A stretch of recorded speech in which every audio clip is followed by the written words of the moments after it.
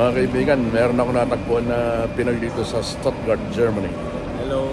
Unang kita ko pa lang, first time ko na ma-meet ang Pilipino, baka Duterte itong kasama natin mo. Anong nakikita mo dun sa, ano sa palagay mo dun sa mga issue dun sa Pilipinas ngayon doon?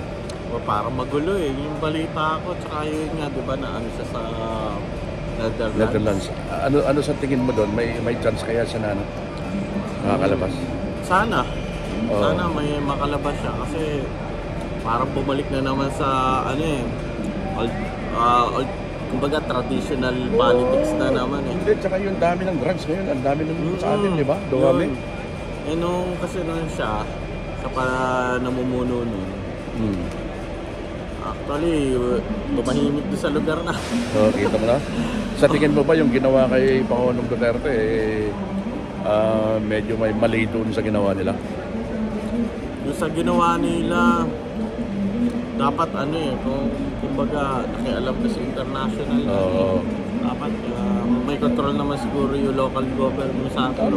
Kulang sa proseso, di ba? Kulang sa proseso. Hindi nasunod yung proseso. Oo, siguro. Yung politics pa din. Kaya, na ano siya. Kumbaga, bakit ang tanong, bakit siya lang? Yung mga big time na mga president katulad ni Putin, hindi nila kaya. Yung nasa Israel. Third world country lang kaya Israel, nilang. diba? Third world country lang kaya nilang anuhin. Manipulate. Batiin mo yung mga kababayan natin sa Pilipinas. Pati uuwi pala itong si Pekto sa Abril, ha? Abangan nyo. Guten Tag. Uwi ako dyan sa April.